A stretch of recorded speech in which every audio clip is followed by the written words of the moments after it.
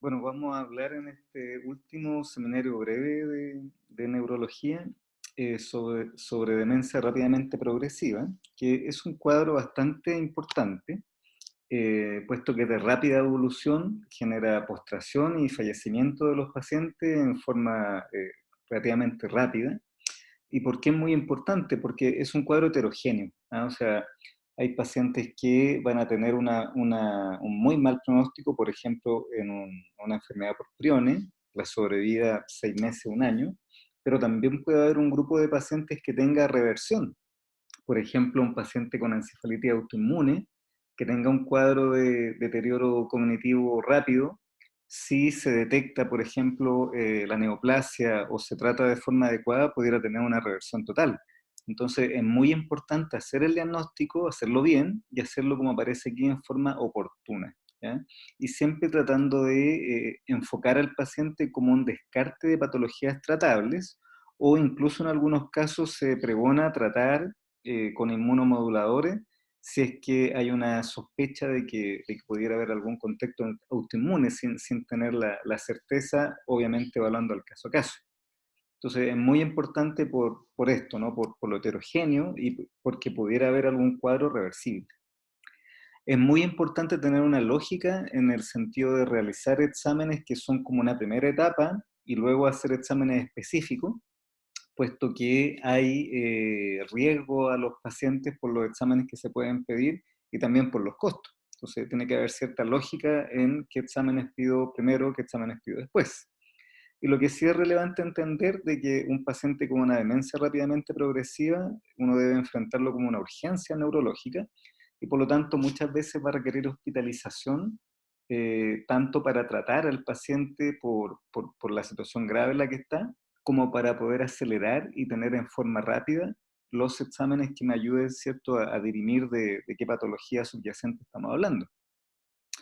Entonces, la definición clásica, como aparece acá, es un deterioro adquirido de las capacidades cognitivas, generalmente memoria más algún otro dominio cognitivo, y que esto, que es lo que aparece como lo clásico, que dure por lo menos 2 años.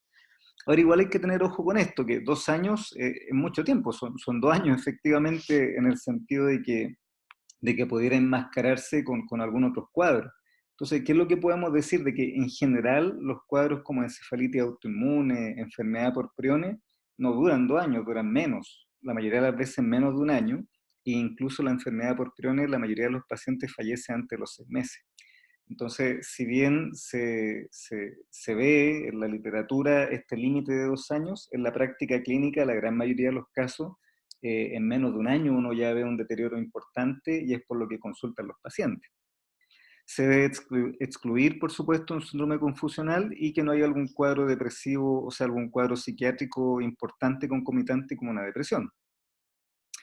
Eh, de nuevo, recalcar lo que ya le había comentado, ¿no? De que no todas las demencias rápidamente progresivas son por algo irreparable, como podría ser una enfermedad por priones, sino que la idea es tratar de pillar, de detectar enfermedades, ¿cierto?, que podamos tratar. Y como aparece en este artículo, debe haber un diagnóstico diferencial muy importante, y el pronóstico va a depender de su etiología, ¿ya? O sea, muy heterogéneo, hay algunos que van a andar muy bien, otros que pueden revertir.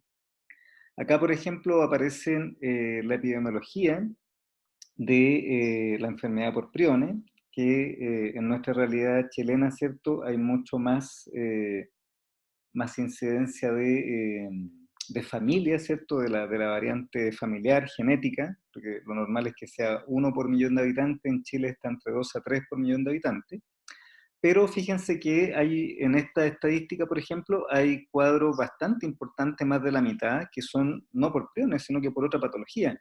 Acá lo mismo, ¿no? Imaginen en este ejemplo, hay un buen porcentaje que es por Alzheimer, otro que no se pudo determinar, los cerebrovascular, Parkinson, psiquiátrico. Acá de nuevo, el Parkinson pasa a ser una causa de demencia rápidamente progresiva. Hay varias variantes que pueden ser de instalación más rápida. La patología vascular, lo inmunomediado, ya aquí se ve más importante. Entonces, insistir de los diagnósticos de no Creutzfeldt-Jakob, que es lo primero que uno piensa, es muy variado, es muy variado. Y el pronóstico va a depender de la patología subyacente. Como les digo, en encefalitis autoinmune, por ejemplo, según el caso, el paciente puede revertir bastante bien los síntomas. Y bueno, aquí está el diagnóstico diferencial, que es muy conocido el algoritmo, ¿cierto?, de vitamine, ¿ah? Que aquí aparece vascular, infeccioso, tóxico-metabólico, autoinmune, metástasis, iatrogénico, neurodegenerativo, enfermedades sistémicas. Y de nuevo, ¿cierto? Aquí este algoritmo que uno va viendo, el vitamins, que tiene que ver con lo vascular, con lo infeccioso, con lo tóxico, ¿ya? Entonces, obviamente que en específico uno va a ir viendo distintas etiologías. Lo vascular, como ustedes saben, puede generar deterioro cognitivo de distintas formas. Puede ser por múltiples infartos, puede ser por infarto estratégico, puede ser en el contexto de una vasculitis. Hay distintas formas en que la patología cerebrovascular pudiera dar un cuadro de demencia subagudo, pero sí va a tener esta característica de que va a ser en forma escalonada. ¿Ah? Eso es como muy clásico, muy importante y uno lo ve. Y obviamente, si es que tiene muchos infartos cerebrales, por ejemplo, si tiene fuente cardioembólica, también orienta, o si es un paciente que tiene mucha patología lacunar, por ejemplo, en contexto de un CADASIL. Luego está lo infeccioso, que acá es poco común que nosotros veamos la enfermedad de Lyme, por ejemplo, pero la neurosífilis sí se ve, especialmente por la incidencia creciente, ¿cierto?, de VIH. Y también están los cuadros, ¿cierto?, de encefalitis o sea, de meningitis por TBC o por algún otro cuadro crónico. ¿Sí?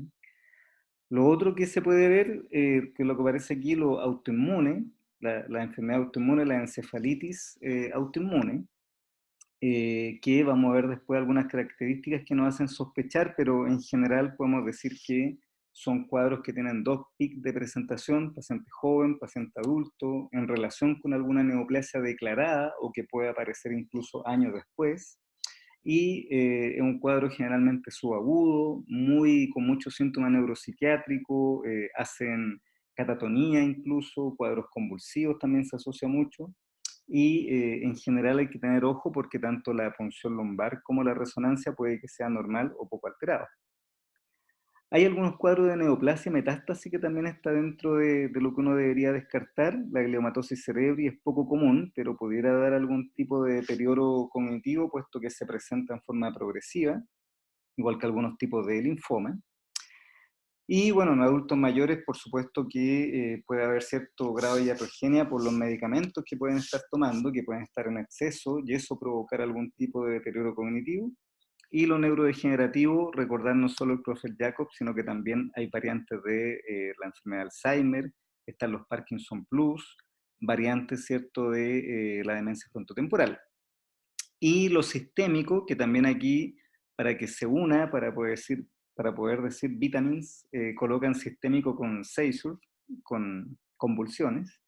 Y aquí es muy importante la encefalopatía urémica, la encefalopatía hepática, y es muy importante tratar de siempre pensar que no haya subyacente un estatus no convulsivo. ¿Ya? Ahí se junta un poquito el acrónimo. Bueno, ¿qué es lo importante más allá de que, por supuesto, uno puede ahondar en cada una de las patologías?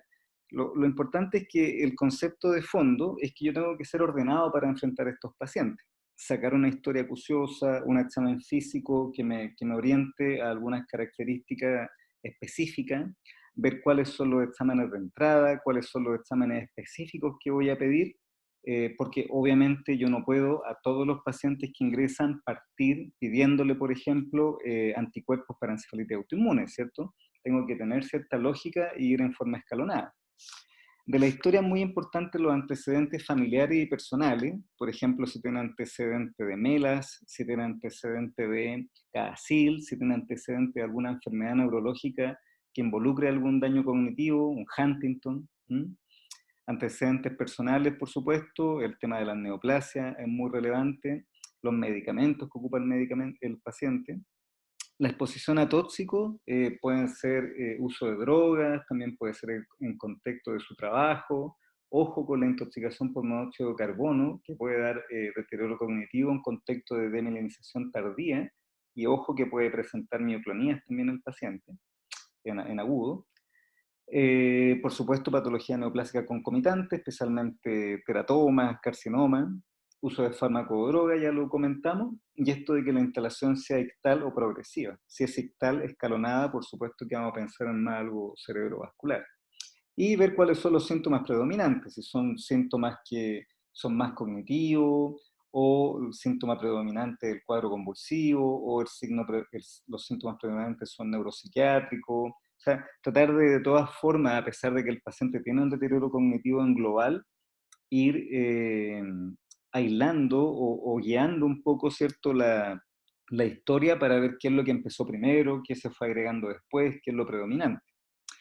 Del examen físico general, siempre buscar neoplasias y enfermedades sistémicas, ver cuál es el nivel de conciencia del paciente, porque como ya comenté al comienzo, un síndrome confusional no hay que hay que tratar de diferenciarlo de esto, ¿no? Es un diagnóstico diferencial.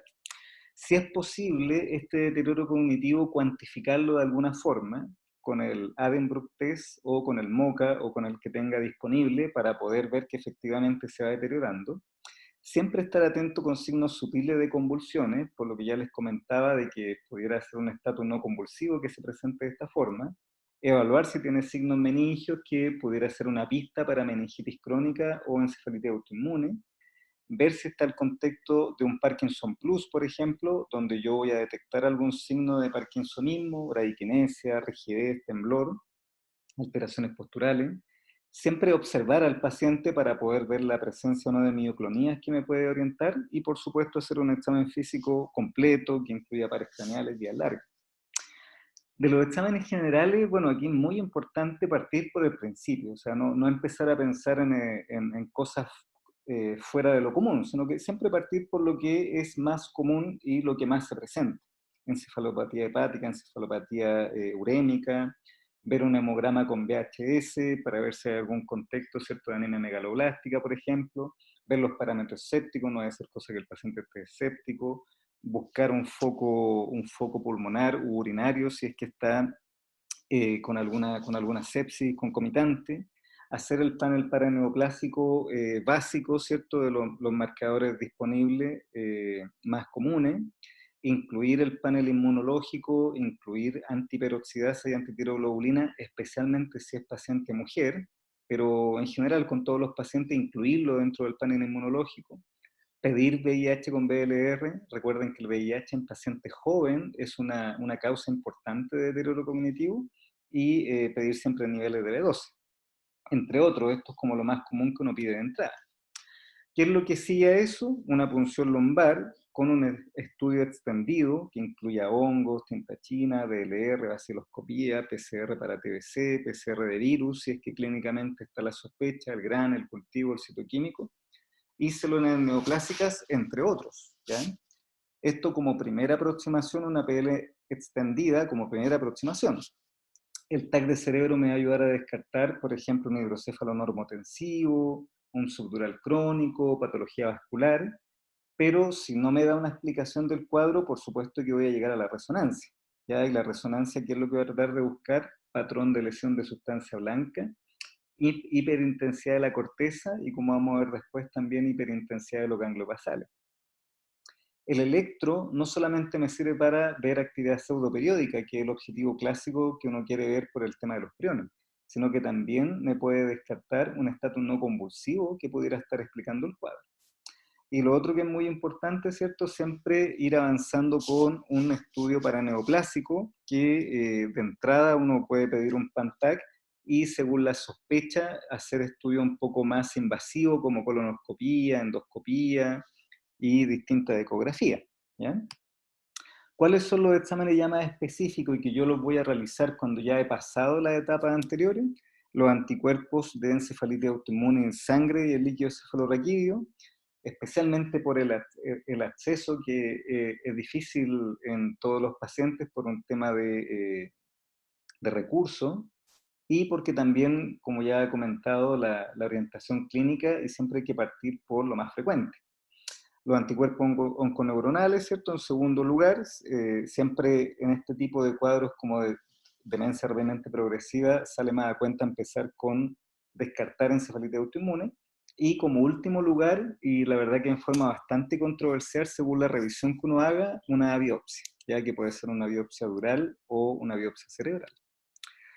Acá aparece un poquito lo mismo, ¿cierto? Más detallado, los exámenes que se hacen como generales, qué es lo que se tiene que pedir en diqueocefaloraquídeo, imagen, que siempre uno le da mucha importancia a la resonancia, y el electro, ¿ya? Y como algo más opcional, está este resto de exámenes que va a depender de la sospecha clínica que yo tenga y de la disponibilidad, ¿ya?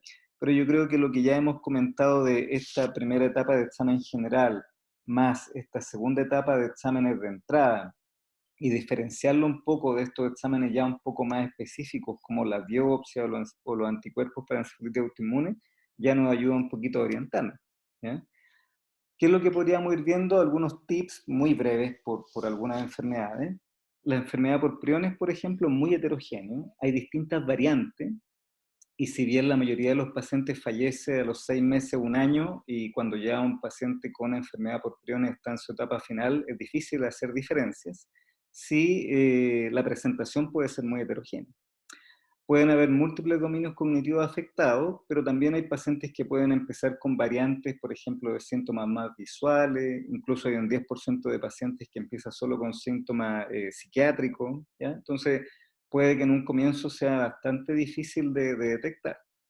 Lo que sí se van agregando los déficits en forma progresiva, la sobrevida es muy baja, y de ahí que se dice que el mejor método diagnóstico lo hace el tiempo, la verdad, porque si el paciente lleva más de un año de evolución, ya es poco probable que sea por priones. Ojo que la resonancia inicial puede ser normal y con el tiempo alterarse. De hecho, algunas veces ocurre que la sospecha clínica es importante y se repite después la resonancia y ahí salen las alteraciones. El líquido tiene que estar normal y la proteína 1433 que se describe como necesaria para el diagnóstico, desgraciadamente no lo tenemos disponible, por ejemplo, acá en el Hospital Barros Luco. De todas formas, se ha visto que tiene cierto grado de cruce con otras patologías. Por ejemplo, infarto cerebral también se pudiera encontrar este tipo de proteínas. Lo más importante es que sea un líquido no inflamatorio, ya que esté en sus parámetros en el citoquímico que esté normal. El electro también es variable como la resonancia, puede que en un comienzo muestre algunas puntas, algún grado variable de lentitud difusa, ¿cierto? Y en el periodo que el paciente clínicamente tiene las manifestaciones más clásicas y está con mioclonías, por ejemplo, es cuando más uno ve la actividad pseudoperiódica. Incluso en las etapas terminales también va variando y se va acallando un poquito el electro, se va colocando muy lento en forma difusa, más que la actividad pseudoperiódica. Recordar que en Chile la incidencia es mayor por el componente genético, ¿cierto? Nosotros vemos acá 2 a 3 casos por millón, que es más del 1 por millón reportado en el resto del mundo. Y ojo que el paciente en general tiene como una cara de sorpresa o de pájaro, se habla. Siempre está bastante despierto, es algo que hasta el final de su evolución mantiene y hay ausencia de síntomas sensitivos, por ejemplo, y de cefalea, ¿ya? Siendo muy heterogénea su presentación, en general lo sensitivo es escaso, igual que la cefalea. Y como les comentaba, hasta el 10% puede tener presentación psiquiátrica, ¿ya? Y puede incluso demorar un poco su diagnóstico por esto. Como les digo, el electroencefalograma no es que sea un único electroencefalograma con un patrón pseudoperiódico, sino que va evolucionando también con el paciente, ¿ya? Ojo con eso, que si uno tiene dudas, así como la resonancia, uno pudiera repetir el electroencefalograma. Y en la resonancia, tanto en la difusión como en el FLAIR, se ven distintos patrones, pero que en general tienen que ver con brillo en la corteza, como aparece acá, brillo en la corteza, o los ganglios basales. Acá, por ejemplo, está el signo del pulvinar, ya que hay intensidad en el tálamo, y el otro signo clásico es el del palo de hockey, ¿cierto? Que la cabeza del caudado y el putamen brillan, ¿ya?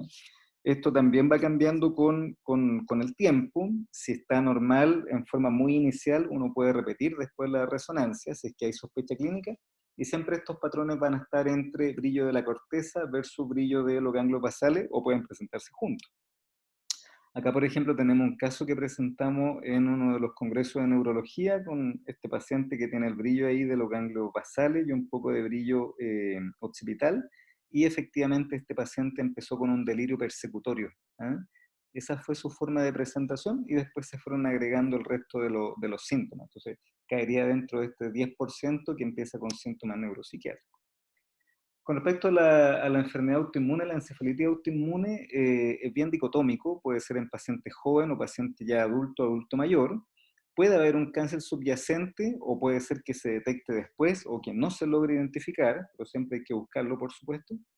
Los pacientes tienen una evolución hacia la catatonía, muchas veces quedan mutistas, con un predominio de cuadro de síntomas neuropsiquiátricos, ¿cierto?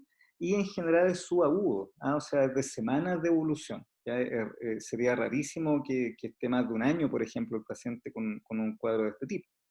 Lo otro que se puede presentar es como una epilepsia de inicio reciente con mal manejo o un paciente con un estatus de novo refractario. Ahí también hay que sospechar. Y obviamente, especialmente en pacientes joven, mujer, si es que no hay alguna otra causa que me explique una demencia rápidamente progresiva, debería tratar el paciente ante la duda. Y ojo que la resonancia y la PL pueden ser normales o muy poco alteradas. Por eso que la punción lumbar lo más importante es que no sea inflamatoria, como para no pensar en algo infeccioso, pero si tengo la sospecha, aunque el citoquímico salga normal, si tengo la sospecha tengo que pedir los anticuerpos. Y tenemos el caso que vimos acá en el servicio, una paciente de 17 años que se manejó como un brote psicótico inicialmente, con mala respuesta, catatonía, estaba a la espera de terapia electroconvulsiva y dentro de su evaluación por neurología tenía algunos signos meningios, con una PL muy poco inflamada, 7 células recién, y haciendo el estudio para neoplásico, reenfocando el caso, se localizó en teratoma, ¿cierto? Y finalmente se hicieron los anticuerpos y era anti-NMDA positivo. Entonces ahí como que calzó todo el caso. Aquí está la cirugía, ahí está el teratoma, que era muy importante, muy grande, y por suerte se operó y la paciente se fue, ¿cierto?, súper bien, con pruebas cognitivas normales, con amnesia del periodo en que estuvo hospitalizada, pero el resto normal, y la dimos de alta, ¿cierto?, y se recuperó absolutamente. Con respecto al Parkinson Plus, ojo de que si hay fluctuación de síntomas, pensar en cuerpo de Levy, alucinaciones floridas, cuerpo de Levy, mioclonías sensitivas, pensar en degeneración corticobasal, igual que la mano alienada, y un paciente que tiene síntomas parkinsonianos y demencia precoz puede ser cuerpo de Levy, puede ser degeneración corticobasal, atrofia multisistémica o PSP. Entonces, ojo con eso, si es que predomina mucho lo parkinsoniano. Y con respecto a la mioclonía, bueno, recordar de que no solo se da en contexto de patología por priones, la etiología puede ser muy variada, incluso puede estar en contexto de uremia, en contexto post-anóxico, en intoxicación por monóxido de carbono. No solamente lo degenerativo por priones, sino que también se describe la enfermedad de Alzheimer y la mioclonía sensitiva, la degeneración corticobasal, e incluso, ¿cierto?, también están, por supuesto, las mioclonías en contexto epiléptico, ¿ah? Que pudiera denotar un estatus sutil de otra causa.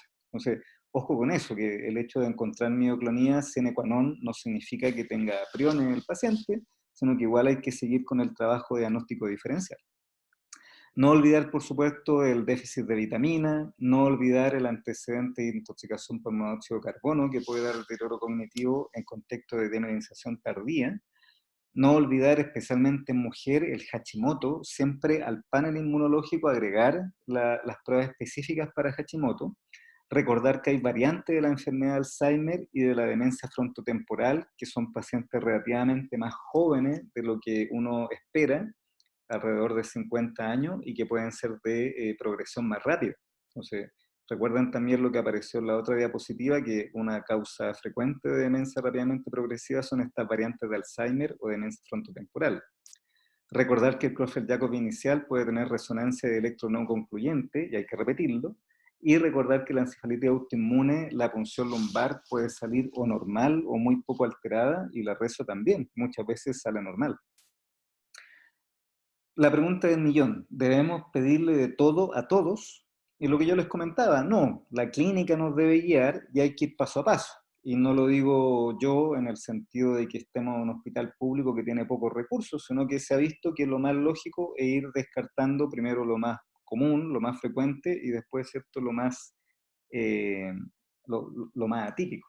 Entonces, qué es lo que se sugiere? Lo que aparece acá, que ya lo hemos comentado, algunos exámenes de sangre básicos, un análisis importante del líquido cefalorraquídeo, imagen que incluye una resonancia y el electro.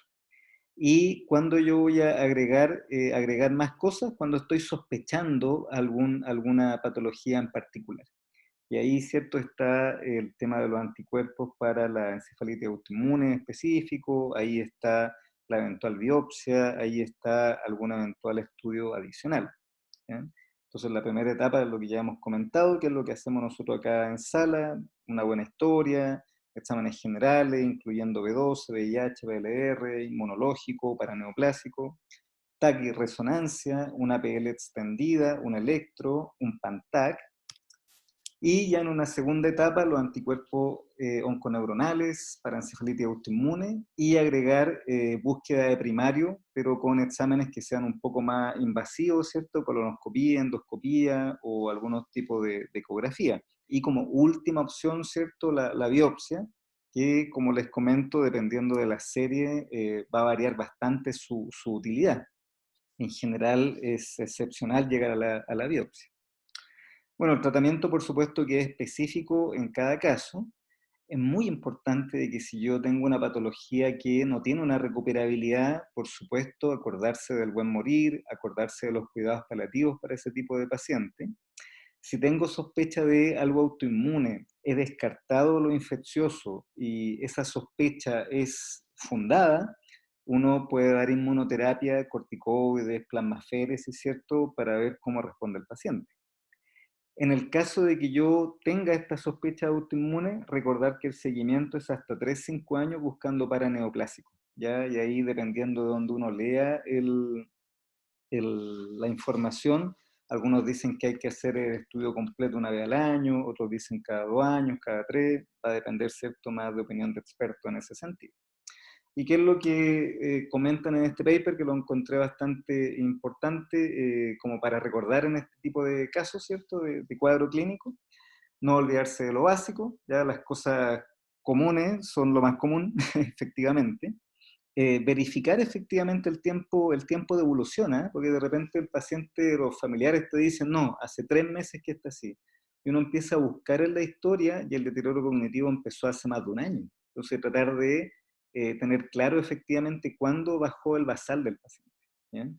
Recordar los exámenes básicos, las patologías básicas con el acrónico de vitamins, tratar de descartar y diagnosticar infecciones, tumores o cualquier cosa que sea tratable, ¿cierto? Eso es lo primero que uno quiere descartar.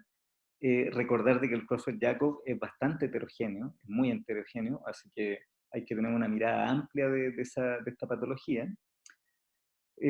Ojo, bueno, acá recalcan un poco esto del 1433, de que no es tan específica para el Creutzfeldt-Jakob, por lo tanto hay que colocarlo dentro del contexto de la historia, de la imagen, del electro, etc. Y lo otro, que la resonancia, cuando estamos hablando de demencia rápidamente progresiva, la idea es hacer una resonancia completa, ya no confundirse, por ejemplo, un protocolo stroke aquí no nos sirve, tiene que ser una resonancia completa para tener un estudio serio. Y lo otro, ¿cierto?, que es muy importante es tratar de tener un patrón que sea clásico, como le digo, del Creutzfeldt-Jakob, que en algunos casos puede ser un patrón cortical, en otros casos un patrón de ganglios basales, en otros casos están ambos, ¿ya? Muy importante saber eso.